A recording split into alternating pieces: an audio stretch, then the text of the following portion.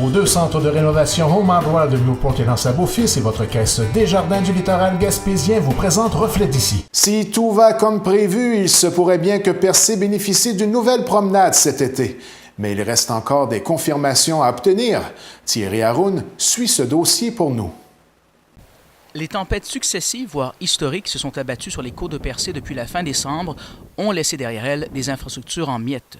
Reste que le travail de reconstruction est en marche, à commencer par des études qui sont présentement en cours par la firme Tetra Tech au coût d'1,2 million de dollars financées par Ottawa et Québec.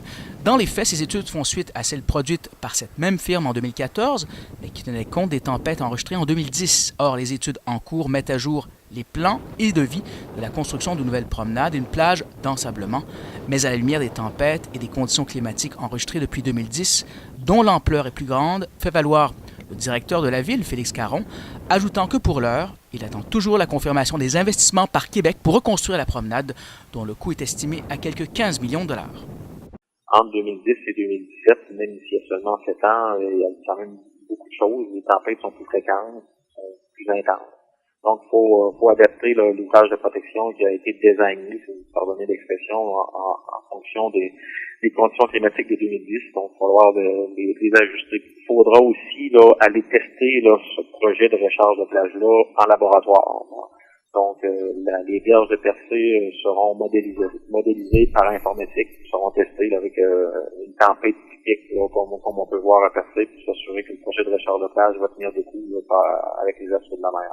Tout indique par ailleurs qu'il n'y aura pas d'élection générale hâtive à Percé ce printemps, contrairement à ce qu'avait indiqué le ministre régional Sébastien Proulx récemment. Ni la juge France Thériault, que nous avons joint par courriel, qui administre Percé présentement, suivant la démission du maire et de 5 conseillers en novembre dernier, ni Félix Caron n'ont eu d'indication en ce sens.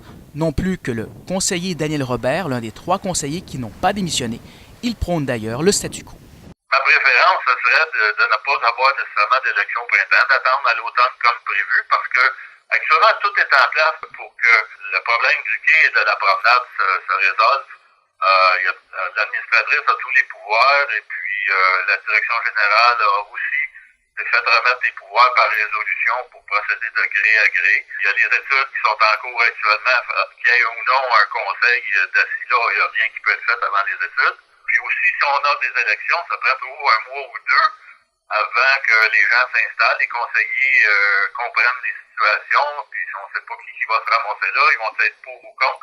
Moi, ma préférence, si on veut que le dossier se réalise d'une façon rapide, pour le plus vite possible, de garder le statu quo, c'est-à-dire des élections comme prévu en novembre. Thierry Haroun, TVCGR, à Percé.